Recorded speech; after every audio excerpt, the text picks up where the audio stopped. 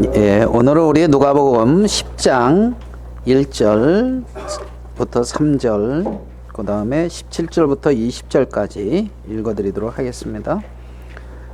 누가복음 10장 1절부터 3절입니다. 그 후에 주께서 따로 70인을 세우사 친히 가시려는 각 동네와 각 지역으로 둘씩 앞서 보내시며 이르시되 추수할 것은 많되 일꾼이 적으니 그러므로 추수하는 주인에게 청하여 추수할 일꾼들을 보내주소서 하라. 갈지어다 내가 너희를 보냄이 어린 양을 이리 가운데로 보냄과 같도다. 17절입니다. 70인이 기뻐하여 돌아와 이르되 주여 주의 이름이면 귀신들도 우리에게 항복하더이다. 예수께서 이르시되 사탄이 하늘로부터 번개같이 떨어지는 것을 내가 보았노라. 내가 너희에게 뱀과 정갈을 밟으며 원수의 모든 능력을 제어할 권능을 주었으니 너희를 해칠 자가 결코 없으리라. 그러나 귀신들이 너희에게 항복하는 것으로 기뻐하지 말고 너희 이름이 하늘에 기록된 것으로 기뻐하라 하시니라. 예. 20절까지 읽어드렸습니다.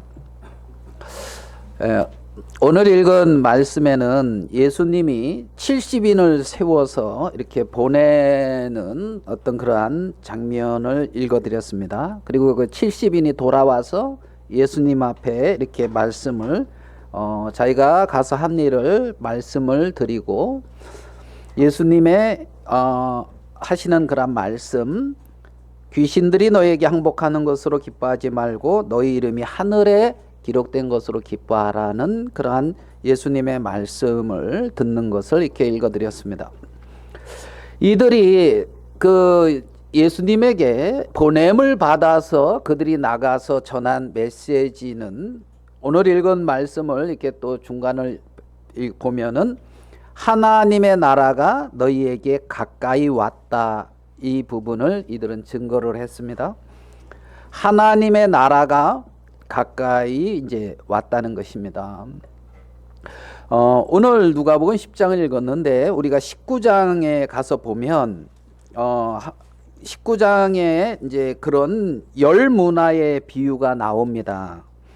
19장 몇 절이냐면 11절부터 27절까지 누가복음 열 문화에 대한 비유가 나오죠. 이 11절에 19장 11절에 그들이 이 말씀을 듣고 있을 때의 비유를 더하여 말씀하시니 이는 자기가 예루살렘에 가까이 오셨고 예수님이 이제 마지막 십자가에 못 박히기 위해서 예루살렘에 가까이 오셨다는 그러한 부분입니다. 그들은 제자들입니다. 하나님의 나라가 당장에 나타날 줄로 생각함이더라 이랬습니다.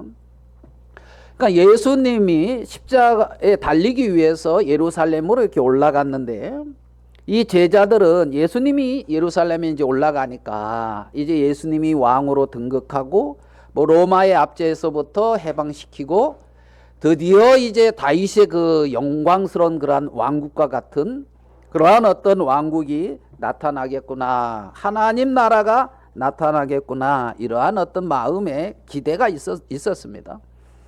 이러한 제자들에게 이제 예수님은 열 문화의 비유를 하는데 이제 12절에 이르시되 어떤 귀인이 왕위를 받아 가지고 오려고 뭐라 그랬습니까?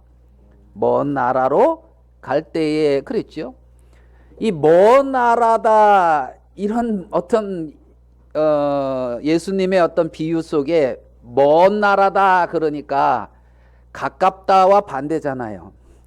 제자들은 가까이 하나님 나라가 가까이 임한 줄 알았는데 예수님은 먼 나라로 간 어떠한 귀인에 대한 비유를 이렇게 하시는 거죠. 먼 나라로 갔으니까 금방 올 수가 너희들이 바라는 것처럼 금방이 아니다. 어떤 이러한 느낌을 받을 수가 있습니다. 그러면서 어떤 비유를 하고 있느냐 하면 10명의 종들에게 한 문화씩 이렇게 나눠준 열문화 비유 잘 알고 계시죠? 그래서 이제 그 문화를 가지고 사람들이 이렇게 이제 장사를 했습니다. 그래서 이제 나름대로 다 남겼는데 한 문화 그대로 가지고 있는 사람도 있었죠. 그죠?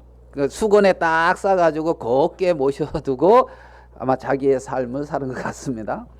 문화와 상관없이, 문화를 맡긴 주인의 마음과 상관없이 말입니다.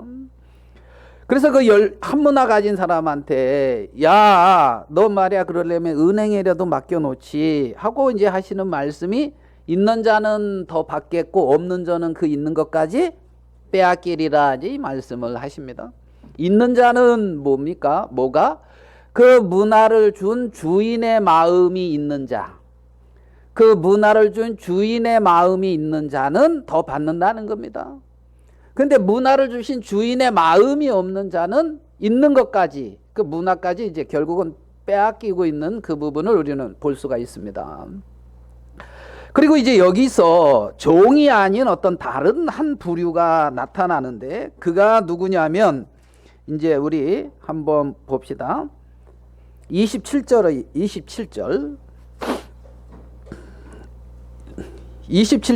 그리고 내가 왕됨을 원하지 아니하던 저 원수들을 이리로 끌어다가 내 앞에서 죽이라 하였느니라. 여기 보니까 누가 나옵니까? 원수가 나옵니다. 우리의 원수는 누굽니까? 우리의 원수는 공산당? 나는 공산당이 싫어요? 예, 여기 보니까 하나님이 원수들이 어떤 원수들의 정체를 말하고 있는데 나의 왕됨을 원치 않는 자다 이렇게 표현하고 있단 말입니다. 그러니까 이 귀인이 왕위를 받아가지려고 먼 나라에 가서 왕위를 받아가지고 왔는데 귀인이 왕이다고 인정을 원치 않는 사람, 이들을 갖다가 지금 예수님은 원수다 이렇게 말을 하고 있습니다. 하나님 나라는 하나님이 통치하시고 다스리는 나라입니다. 하나님의 왕국이다. 왕국이라는 이 나라라고 하는 어떤 그러한 의미가 그 어떤 왕의 통치 영역이 미치는 장소를 말하는 겁니다. 왕이 다스리는 곳을 말합니다. 그게 이제 하나님의 나라, 하나님의 왕국이라는 겁니다. 그러니까 하나님을 왕으로 모시고 왕의 어떤 다스림 안에 있기를 원치 않는 자들을 갖다가 여기서는 나의 원수다 이렇게 표현하고 있는 걸 우리는 볼 수가 있죠. 정말 그 한 문화 맡은 사람, 정말 그 주인의 마음에 이끌려서 그 주인을 마음에 이렇게 새기고 어떤 주인이 기뻐하는 일을 많이 잘 이게 아닙니다. 그냥 충성되이 맡긴 만큼 마음을 쏟아서 행한 것을 지금 말하고 있습니다. 그러니까 이들은 주인의 어떤 나라가 임하기를 사모하면서 주인이 맡긴 것에 묵묵히 충실히 한 걸음 한 걸음 나아간 것이 우리는 알 수가 있죠. 하나님 나라, 먼 나라에 왕위를 받으러 가는 이제 귀인이 올 겁니다. 올 겁니다. 우리 마태복음 12장에 보면 한 구절을 더 보겠습니다. 마태복음 12장 27절로 가보면 이런 말씀이 있습니다. 마태복음 12장 또 내가 바울세부를 힘입어 귀신을 쫓아내면 너희의 아들들은 누구를 힘입어 쫓아내느냐? 그러므로 그들이 너희의 재판관이 되리라. 그러나 내가 하나님의 성령을 힘입어 귀신을 쫓아내는 것이면 하나님의 나라가 이미 너희에게 어떻게 해요? 임하였느니라 그랬습니다. 여기 누가복음 19장에서는 먼 나라에 가서 왕위를 받아가지고 오는 한 귀인을 말하고 있으며 이 마태복음 12장에서는 하나님의 나라가 이미 너희에게 뭐했다? 임하였다 이렇게 표현하고 있습니다. 성령으로 이렇게 이루어지는 일이라면, 성령이 임했다면, 성령으로 인쳐졌다면, 그러면 성령으로 인친 그들은 성령 하나님께 속한 자며 하나님의 자녀며 하나님의 백성이라는 겁니다. 그러니까 하나님의 나라가 뭐 했다? 임했다. 이렇게 표현하고 있습니다. 성령으로 인친 자들, 이들 성령의 역사로 말미암아 귀신이 나간다면 하나님 나라가 이미 너희에게 임했다. 임했다.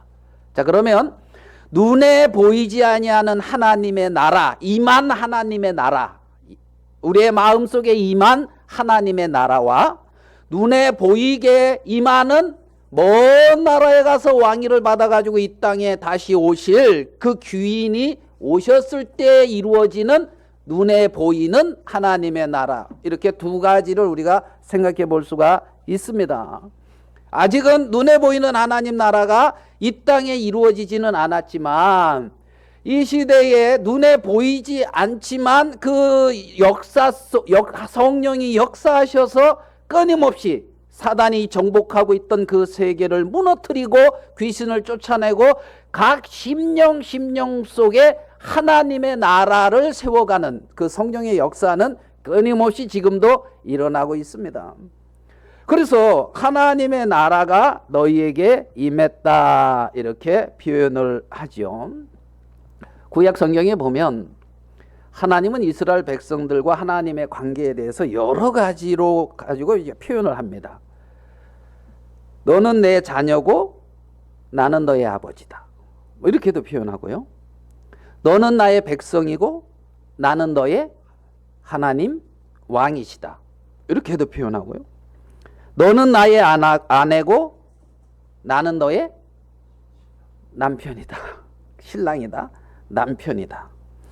너는 나의 양이고 나는 너의 목자다. 너는 나의 포도나무고 나는 포도나무의 주인이다. 이런 어떤 여러 모양으로 하나님의 백성과 하나님과의 어떤 관계를 이렇게 표현하고 있어요. 우리가 하나님의 백성이 되고 자녀가 됐다고 해서 이 땅에 살면서 어려움이 아예 없다, 이런 건 아닙니다. 눈에 보이는 어떤 그러한 어려움도 있지만 마음에 하나님의 임재가 느껴지지 아니하고 하나님의 어떤 일하심이 느껴지지 않아서 이렇게 오는 마음의 어떤 갈급함, 어떤 답답함, 뭐 이런 어떤 어려움도 있습니다. 제가 그렇게 하나님 앞에 이렇게 답답함을 느끼고 있을 때에 하나님은 이사야서에 한 말씀 가지고 굉장히 큰 위로를 줬거든요. 그 말씀이 어떤 말씀이냐면 여인이 어찌 그 젖먹는 자식을 잊겠으며, 그 말씀 아시죠? 예, 자기 태에서 난 아들을 긍휼히 여기지 않겠느냐. 그들은 혹시 잊을지라도 나는 너를 잊지 아니할 것이니 내가 너를 내 손바닥에 새겼고 하는 이 말씀을 보면서 지금 내 느낌에, 주위의 어떤 환경과 어떤 내 감정에 하나님이 내게 일하지 않는 것 같이 느껴질지 몰라서 답답한데, 하나님은 뭐라 그러냐면 젖먹는 자식이 자기의 태에서 난 아들을 긍휼히 여기지 않겠느냐. 긍휼히 여깁니까? 요즘 갖다 버리던데 뭐 이런 생각을 이렇게 하고 있습니까? 긍휼히 여기는 게 아주 정상적이고 갖다 버리는 게 아마 비정상입니다. 하나님이 갖다 버릴 것도 알았나 봐요. 그래서 그러죠. 그들은 혹시 잊을지라도, 이렇게 그 표현을 또 둬요. 나는 너를 뭐한다? 잊지 아니할 것이다. 하나님이 나를 잊지 않는다. 이게 얼마나 큰 위로고 큰 어떤 복입니까? 그래서 하나님은 우리가 어떤 삶에서 어려움이 닥친다든가 내 마음에 어려움이 종종 있을 때가 있는데 그게 왜 오느냐 하면 하나님은 내 마음에 내가 주인이다, 이것을 심어주기 위해서 그러는 겁니다. 내가 네 인생의 주인이야. 내가 너를 핏값으로 샀어. 그래서 내가 주인인 줄 알고 내가 다 책임지고 내가 그렇게 살려고 하는 그 내 마음 안에 그것으로 아니야. 내가 너를 인도해. 내가 너를 잡았어. 내가 네 인생의 참된 목자고 주인이야. 이것을 심어주는 일을 하고 계시는 과정 속에 있는 거거든요. 그래서 하나님의 어떤 그런 마음이 그 마음에 느껴지고 연결되어지면 큰 위로와 힘을 받게 되는 거란 말입니다. 하나님은 우리의 삶 속에 하나님 그분이 내 인생의 참된 주인이요 나를 통치하시는 왕이시요 나를 핏값으로 사신 그 하나님이신 것을 잊지 않게 되기를 바라신다는 겁니다.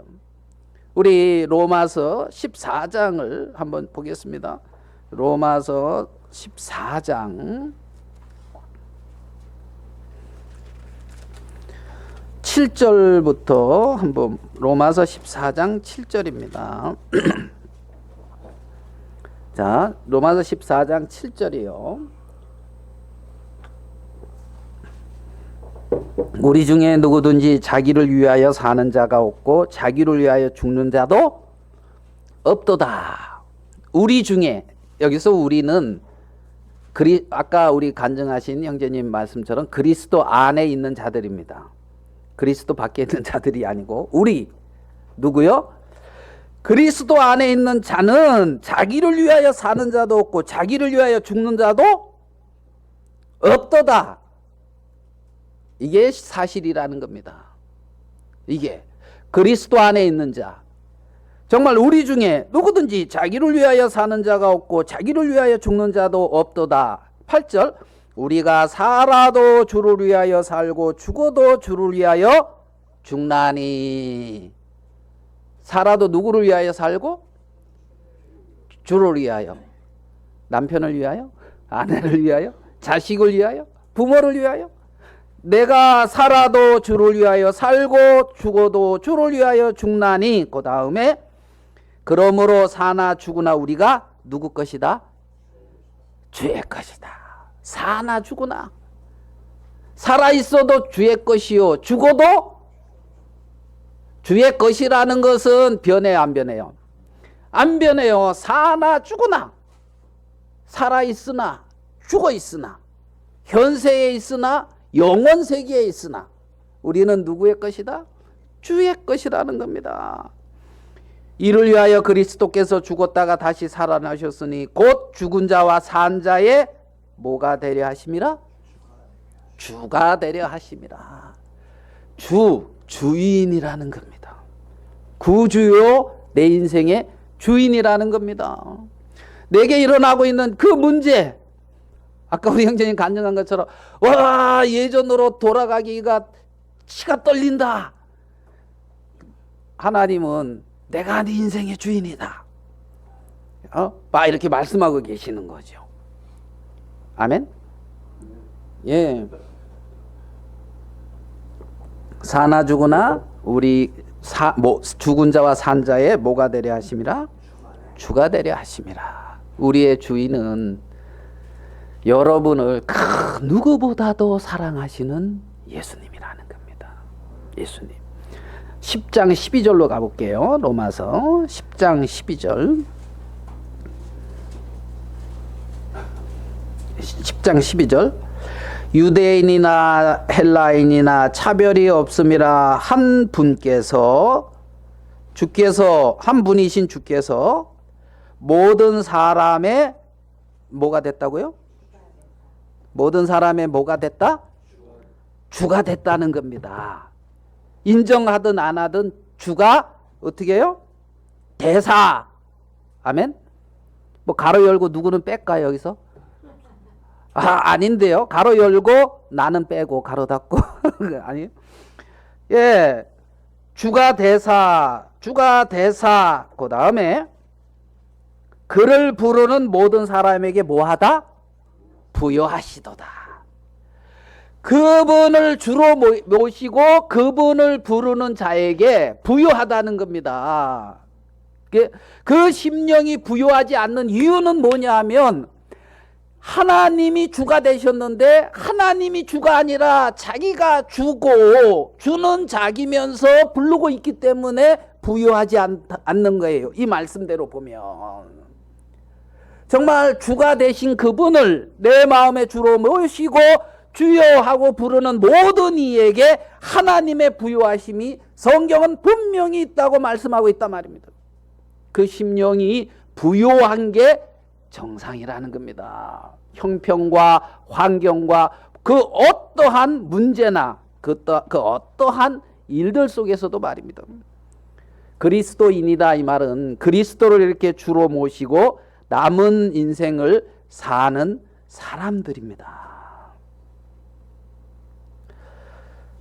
사람들이 그렇게 그리스도를 주로 모시는 어떤 그러한 정상적인 그리스도인의 삶보다 정말 창세기 3장의 아담과 하와가 하나님의 그러한 어떤 통치권, 하나님의 어떤 그러한 주권을 무시하고 자신이 하나님 자리에 딱 서서 자기가 주인이 되어서 자기 어떤 선악관의 지혜 안에서 삶을 살기 시작했던 것처럼 여전히 그 마음속에 내가 주인이 되어서 나를 구원하신 하나님, 그분은 다만 좋으신 하나님으로서 나를 수종드는 자로 이렇게 그냥 생각하면서 살아가는 경우가 굉장히 많다는 겁니다.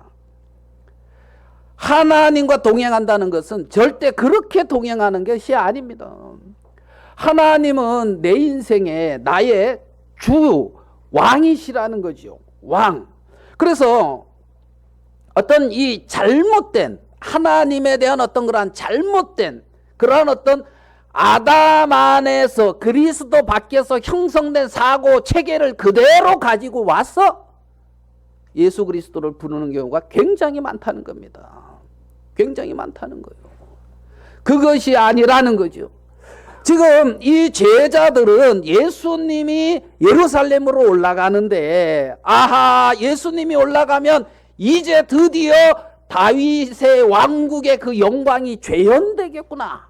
로마의 압제에서부터 우리를 구원하고 강력한 하나님의 왕국을, 나라를 세워갈 거구나. 거기서 내가 한자리 하겠구나. 이게 제자들의 마음이란 말입니다. 제자들은 자신들이 죄의 노예요, 악한 영의 노예요, 흑암의 권세 아래에 있는 자신들의 영혼의 상태는 정확히 발견할 수만한 그러한 지혜가 없는 어둠 속에 있단 말입니다. 하나님은 그것을 아시면서 목자가 없는 양같이 유리하고 방황하는 것을 그 예루살렘을 보면서 탄식하면서 그렇게 올라가고 있는 거예요. 목자 없는 양과 같이 그 마음에 참된 주인과 그 마음에 참된 인생의 참된 주인이신 그분을 잃어버린 그 뭡니까? 유리하고 방황하는 나라를 잃어버린 백성들 유리하고 방황하잖아요. 그죠? 나라가 있다는 것 얼마나 행복한 일입니까?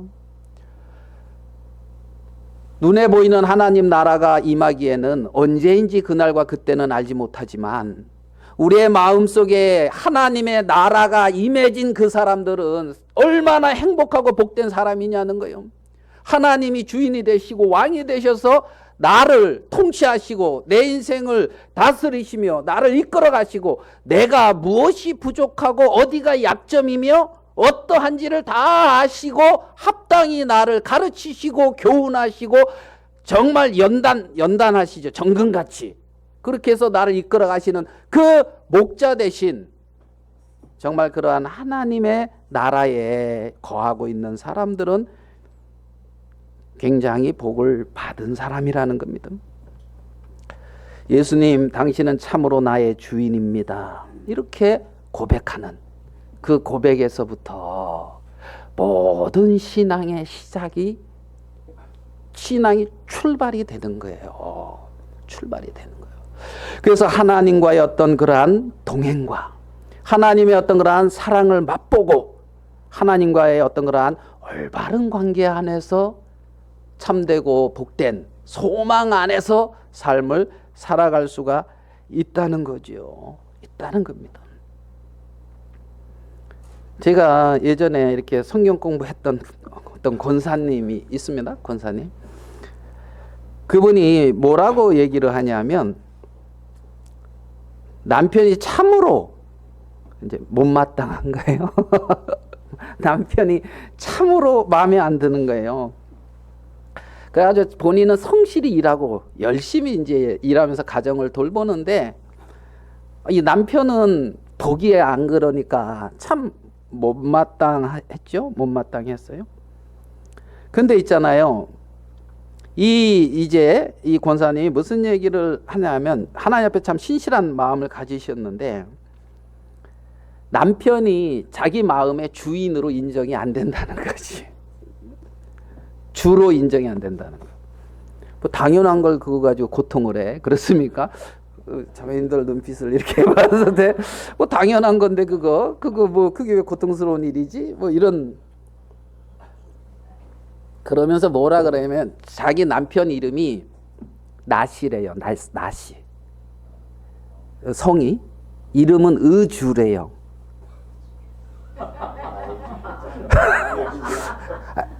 뭐 그렇게 부르는 거예요. 그러니까 진짜 이름이 그렇대요. 성은 나시요, 이름은 의주. 그러니까 뭐라고 불러야 돼요? 나의 주, 그 다음에 님 이렇게 불러야 되는 거예요. 그래서 이름은 나의 주인데 나의 주가 안 돼서 안 되더라는 거지. 웬수지 이게 나의 주냐? 이제 이런 마음이 이렇게 이제 있는 거죠.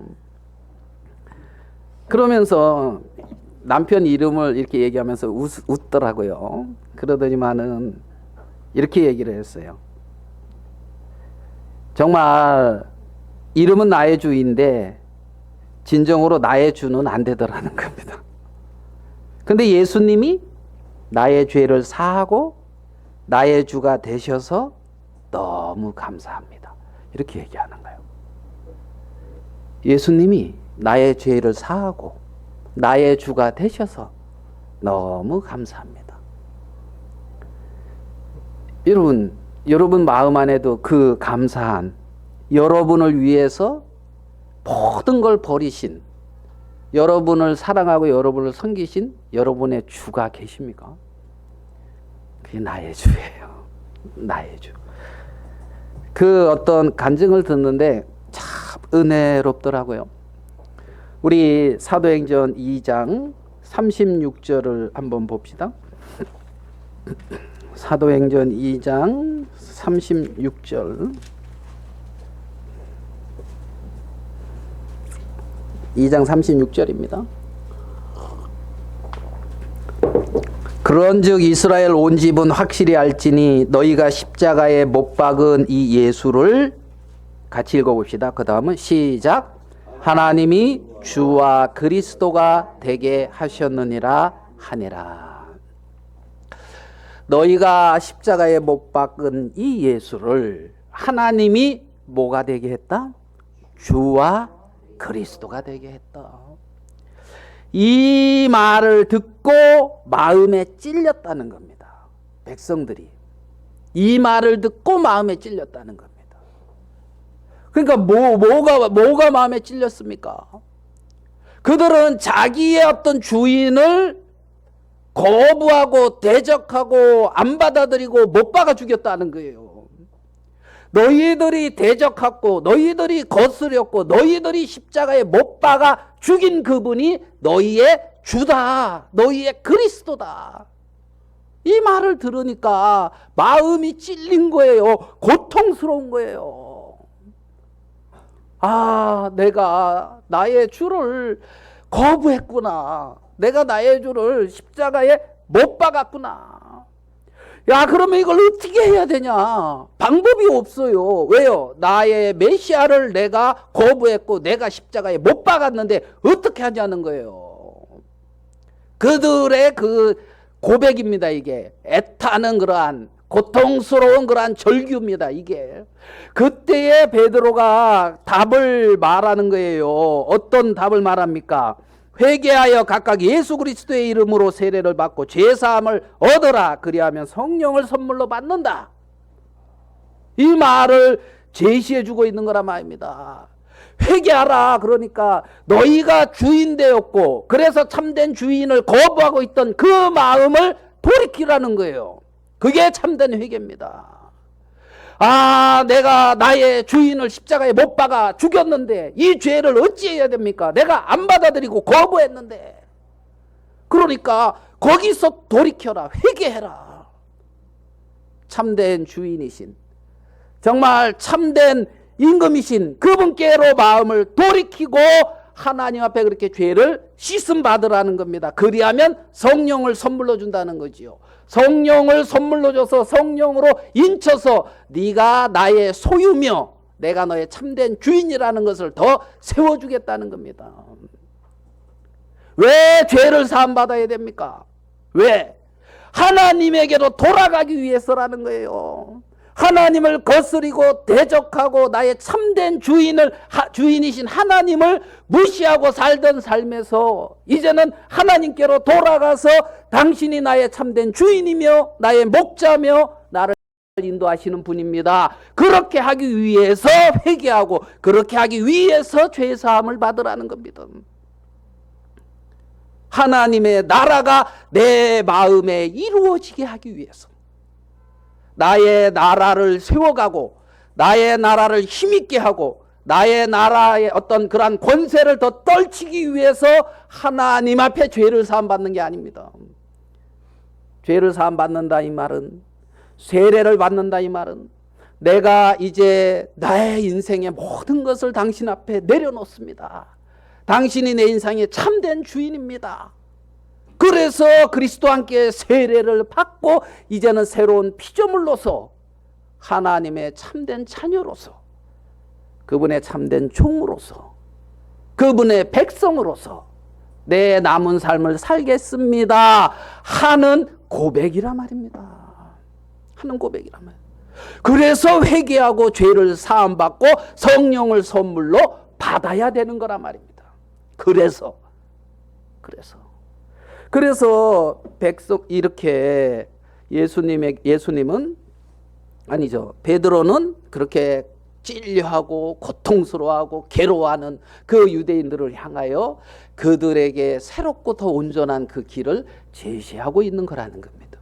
제시하고 이제는 이들은 성령으로 말미암아 그리스도 안에서 하나된 하나님의 백성으로 하나님의 자녀로 당신의 몸인 교회를 이루어서 유대인이든 헬라이든 차별이 없는 그리스도가 주가 된 당신의 몸된 교회의 한 지체로서 이 땅을 살아갈 수 있는 새롭고 산 길을 열어주신 거라는 겁니다.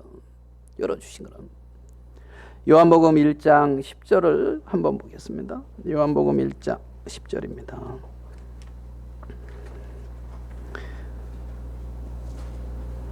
요한복음 1장 10절이요. 그가 세상에 계셨으며 세상은 그로 말미암아 지은 바 되었으되 세상이 그를 어떻게 해요? 알지 못하였고 알지 못했기 때문에 거부했습니다. 11절 자기 땅에 오매 누구의 땅에 왔다고요? 자기 땅에. 원래 누구 땅입니까? 세상은 그분의 겁니다. 천지 만물은 원래 그분의 겁니다. 원래 자기 땅에 오매 누구 땅이라고요? 자기 땅에 오매 자기 백성이 영접지 않았다는 거예요. 안 받아들였다는 거예요. 에? 내 땅인데 그죠? 뭐라고 표현을 해야 됩니까? 딴 사람이 거기다 집 짓고 살고 있는 거예요. 내 땅인데. 그래서 내 땅이다 하니까 당신 뭐요? 이러는 거라는 거예요. 알겠습니까? 예수님이 자기 땅에 딱 와가지고 여긴 내 땅이다 그러니까 아닌데 이러는 거지. 자기 땅에 오매 자기 백성이 영접지 않는 거야. 왕으로 원치 않는 내 원수라 그랬잖아요. 이게 그러니까. 그 영접하는 자 영접하지 아니하였으나 12절 영접하는 자. 그럼 이 영접하는 건 뭡니까? 영접하는 거 받아들이는 거잖아요. 맞습니다. 당신이 우리의 주인입니다. 당신 땅입니다. 나는 당신 백성입니다. 이게 영접하는 거예요. 영접하는 것은 예수님 내 마음에 들어오세요. 이게 영접이 아니고 자기 땅에 왔으니 이것은 당신의 것입니다. 무릎 꿇고 그분을 받아들이는 거예요. 그러니까 내 인생의 주인이 누구라고요? 당신입니다. 어째 손해보는 것 같습니까? 어? 아니 예수님 당신이 주인으로 내 인생을 이렇게 이끌고 책임지는 것보다 그래도 내가 내 인생을 이렇게 사는 게 훨씬 더 가치 있을 텐데 실수하시는 건데요. 뭐 그렇습니까? 실수 많이 했잖아요. 그동안 내가 내 인생의 주인으로 판단하고 옳고 막 그리 살아갔는데 돌아보니 할아버지가 됐더라 그랬잖아요. 보니까 이게 마음은 청춘인데 보니까 실상은 할아버지더라. 할아버지라고 부르는 소녀들이 몇 있는 것 같은데. 그죠, 그죠. 우리의 인생은 그리스도 안에서 가치가 있고 복된 거라는 거죠. 그래서 솔로몬도 그렇게 고백을 하는 거예요. 하늘이여 여호와를 경외하고 그 명령을 지킬지어다. 이것이 사람의 본분이니라. 이게 인생의 본분이다. 천지를 우리가 창조하지 않았잖아요. 여러분이 천지 창조하는데 이렇게 동업했습니까? 그래서 이렇게 여러분 몫이 좀 이렇게 있죠. 지분이. 하나님 천지 창조하는데 제가 좀 이렇게 좀 투자했는데 그래서 그렇습니까? 누구의 겁니까? 하나님이라는 겁니다. 하나님. 모든 것이 그분에게서 났고 그분으로 말미암았고 그분에게로 돌아가고 그분의 영광을 위해서 존재하는 것인데, 그래서 인간을 아주 영광스럽게 하나님의 형상으로 만들어 놓았는데 선악과를 따먹었다는 것은 하나님의 주권을 무시했다는 거예요. 선악과 왜 만들어 놨어요? 없으면 좋겠어요. 이 말은 다른 말로 하나님 당신 없었으면 좋겠어요. 그래야 내가 내 멋대로 하죠. 이 말이에요. 하나님의 주권을, 어떤 하나님 그분을 그 마음에서부터 무시하고 있다는 거죠. 정말 나라가 있다, 우리가 하나님의 백성이다, 이것은 너무나 축복입니다. 일제에 35년간 나라를 잃고 그 지배를 받을 때 행복했다 그러면 정상이 아니잖아요. 일제 치하에 있으면서 나는 정말 행복한 사람이다 그러면 뭔가 잘못된 거겠죠. 잘못된 거죠. 그죠? 춘향이가 변사또하고 같이 술자리 하면서 너무 행복하다 이러면 춘향전이 이루어질 수가 없죠. 그죠? 그러면 남원에서 미스 춘향을 뽑겠어요? 안 뽑지. 거기 누가 나가겠어요? 그잖아요. 춘향이가 이몽룡을 기다린 것처럼 정말 먼 나라에 왕이 갔는데 왕위를 받으려고 다시 돌아온 그것을 기다리는 거지요. 기다리는 거죠. 자, 본문으로 돌아와서 조금만 정리를 해봅시다. 누가복음 10장에 9절을 보겠습니다.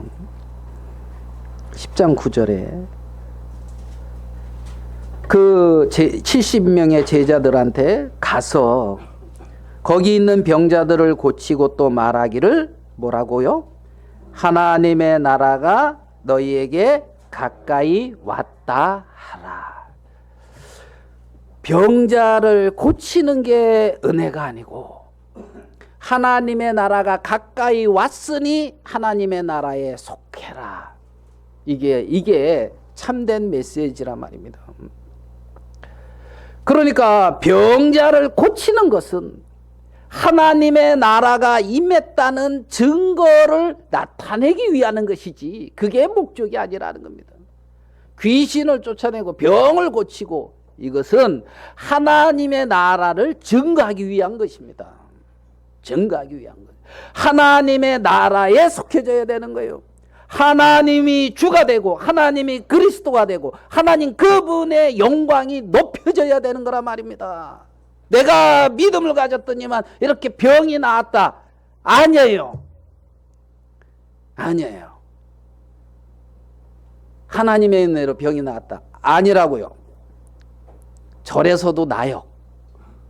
알겠습니까? 예? 요가하면서도 나요. 병원에 가서도 나요. 그렇지만 하나님이 그렇게 표적을 일으키는 것은 하나님의 나라가 임했다는 것을 증거하기 위함이라는 겁니다.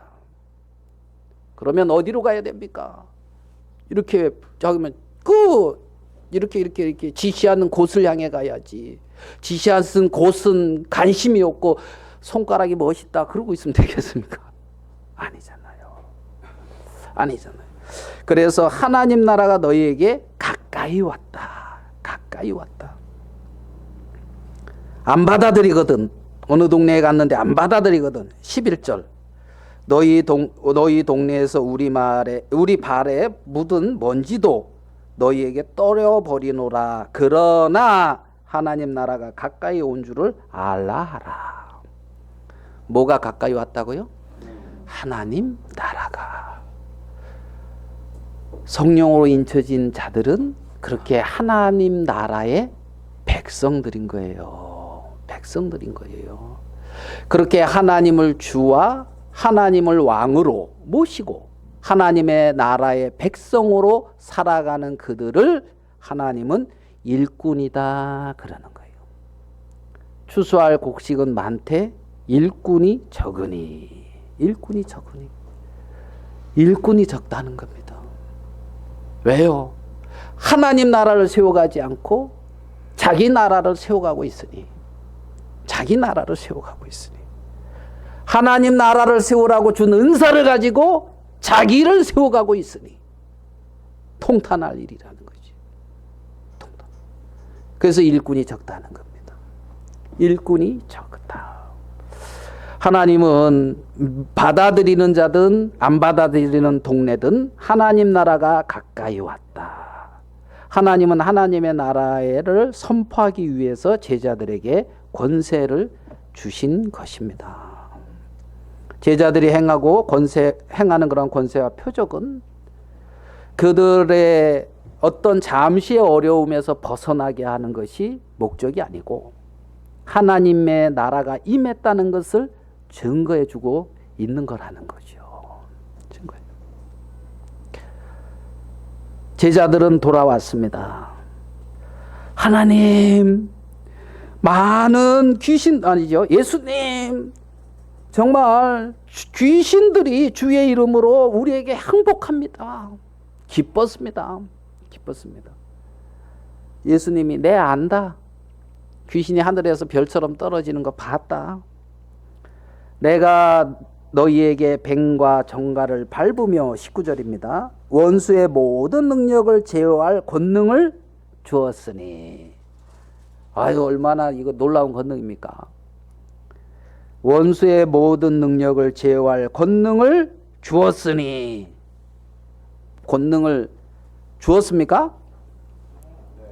받은 적 없는데요? 하고 시침이 떼고 있는 거 아니야 혹시? 성령이 너희에게 임하시면 너희가 모든 권능을 받을 예정이고 성령이 너희에게 임하시면 너희가 모든 권능을 받고 사마리아와 예루살렘과 온 유대와 사마리아와 땅끝까지 이르러 내 증인이 되리라. 이 권능, 원수의 모든 능력을 제어할 권능을 주었으니 우리는 죄에 져서 죄 가운데 살 자가 아니요 승리하는 자라는 겁니다. 우리는 이 세상의 욕망에 져서 세상에 이끌려가는 자가 아니요 다스리는 자라는 겁니다. 여러분 무엇을 자랑하겠습니까? 히스기야 왕처럼 자기의 내탕고에 있는 많은 보화와 금을 자랑해야 돼. 보물 이걸 자랑해야 됩니까? 이 나라를 통치하고 다스리는 분은 여호와 하나님입니다. 그걸 자랑해야 됩니까? 정말 내게 많은 군대가 있고 많은 보화가 있고 나는 이렇게 정말 은혜를 입어서 이렇게 병이 낫고 이걸 자랑해야 되냐고요. 그 나라는 하나님의 나라라는 겁니다.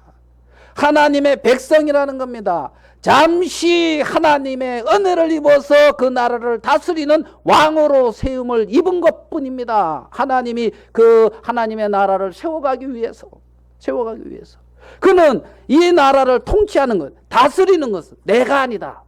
하나님이다. 이것을 정확하게 증거해야죠. 다니엘서 봐볼까요? 다니엘 한번 봅시다. 뭐라고 얘기를 하고 있나? 다니엘서 찾을 수 있을란가 모르겠습니다. 이따가 5장쯤인 것 같은데요.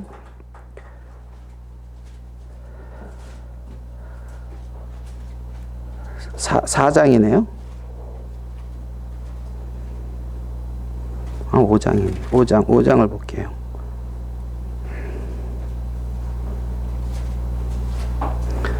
자, 5장 18절입니다. 이거 뭐 벨사살 왕한테 하는 얘기지만, 자, 다리오 왕, 그 아버지 다리오 왕이 당했던 어떤 일을 부분을, 자, 18절, 5장 18절. 왕이여, 지극히 높으신 하나님이 왕에 붙인 느부갓네살에게 나라와 큰 권세와 영광과 위엄을 어떻게 해요? 누가 줬어요? 하나님이. 그에게 큰 권세를 주셨으므로 백성들과 나라들과 언어가 다른 모든 사람들이 그의 앞에서 떨며 두려워하였으며 그는 임의로 죽이며 임의로 살리며 임의로 높으며 임의로 낮추었더니 그가 마음이 어떻게 해요? 높아지며 뜻이 완악하여 교만을 행함으로 그의 왕위가 폐한바되며 그의 영광이 빼앗겼다는 거지. 그러니까 임의로 할 수 있는 이 마음, 높아진 마음이에요. 교만한, 이게 교만이에요. 이게. 아멘 됩니까? 하나님이 주셔서 하게 했는데 임의로 하는 줄 알고 하는 거예요. 있는 거예요. 이게 교만이라고요. 교만. 그 다음에 봐요. 21절에 사람 중에서 쫓겨나서 그의 마음이 들짐승의 마음과 같았고, 사람의 마음이 아니고 들짐승의 마음, 하나님의 형상을 입은 마음이 아닌 들짐승의 마음과 같았고, 또 들나귀와 함께 살며 또 소처럼 풀을 먹으며 그의 몸이 하늘에 이슬에 젖었으며, 그 다음에 지극히 높으신 하나님이 사람 나라를 다스리시며 자기의 뜻대로 누구든지 그 자리를 세우시는 줄을 알기에 이르렀느니라.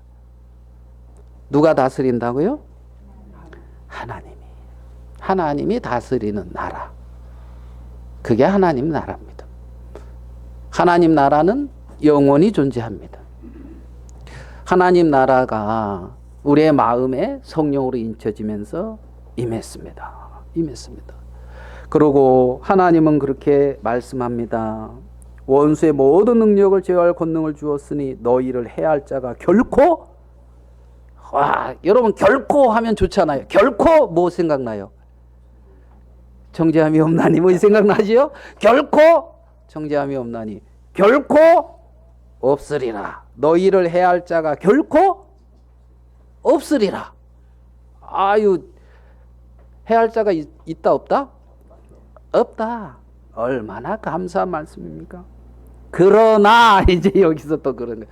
해할 자가 없어서 아멘 할렐루야 그런데 그러나 그런 거예요. 왜요? 그러니까 귀신들이 너희에게 항복하는 것으로 기뻐하지 말고 너희 이름이 하늘에 기록된 것으로 기뻐하라 하시니라. 10장 20절 누가복음 본문 말씀입니다. 그러나 귀신들이 너희에게 항복하는 것으로 기뻐하지 말고 너희 이름이 하늘에 기록된 것으로 어떻게 해요? 기뻐하라. 이 말이 뭔 말입니까? 하늘에 기록된 너의 이름, 너는 하늘나라 백성인 것으로 인하여 기뻐하라. 너는 하나님 나라의 시민인 것으로 인하여 기뻐하라. 우리의 시민권은 하늘에 있다는 것처럼. 그렇게 이 말은 다른 말로 너는 하나님의 통치 권세 아래 있는 것으로 기뻐하라. 하나님이 너를 다스리고 있는 것으로 인하여, 하나님이 너를 인도하고 있는 것으로 인하여, 하나님이 너와 함께하고 있는 것으로 인하여 기뻐하라는 겁니다. 귀신이 나간 것으로 인하여 기뻐하는 것이 아니라, 어떤 권세를 인하여 기뻐한 것이 아니라, 어떤 일이 형통하게 된 것으로 인하여 기뻐한 것이 아니라, 하나님이 너희와 함께하고 있는 것으로 인하여 기뻐하라. 기뻐하라. 당신은 나의 주인이시고 정말 나를 죄로부터 승리케 하시는 분입니다. 정말 그렇게 하나님 앞에 고백하며 정말 내 이름이 하늘나라에 기록된 것으로, 그것으로 기뻐하라는 거죠. 그것으로 기뻐하라는 거예요. 정말 우리의 마음에 참된 주인, 나를 구원하시고 내 이름을 하늘에 기록하신 그분, 너는 내게 속했다. 그래서 이렇게 기록한 거잖아요. 너는 나의 자녀다. 그래서 그렇게 기록한 거잖아요. 하나님이 친히 우리를 그렇게 기록하셔서 이 땅에 하나님의 나라, 보이지 않는 세계 속에서 우리의 마음의 왕국에 하나님의 주로 이렇게 세우면서 삶을 살다가 참된 주인이 오셔서 정말 하는 나라가 이루어지는 그때를 참 소망하면서 정말 이러한 나라지요. 그렇게 하나님 앞에 영광을 돌리고 하나님 앞에 쓸 수 있도록 우리를 구원하셨다는 겁니다. 그래서 하나님 나라가 가까이 왔다. 이것을 증가하라는 겁니다. 이것을 증가하라는 겁니다. 그래서 하나님은 그러한 놀라운 어떤 섭리와 계획 안에 우리의 인생에 찾아오셨고 우리를 하늘의 생명책에 하늘에 기록하기 위해서 우리의 죄를 사했으며 그렇게 또 하나님의 섭리대로 하나님의 나라를 우리의 마음에 이루어 가시며 그 놀라운 하나님의 일들을 지금도 하나님은 행해가고 계시다는 겁니다. 말씀은 여기까지 하시